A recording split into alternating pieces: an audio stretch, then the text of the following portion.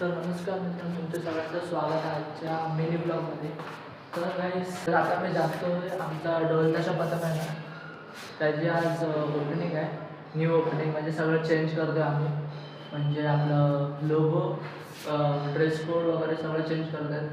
तर आता यश येतो, त्याच्या गाडीवर बसून आता जायचं ग्राउंडमध्ये.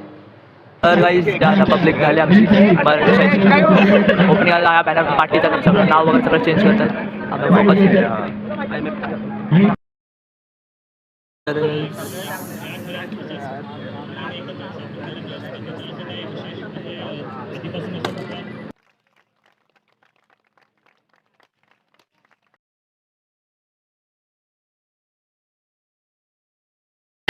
तर गाईज आता मी घरी आलो.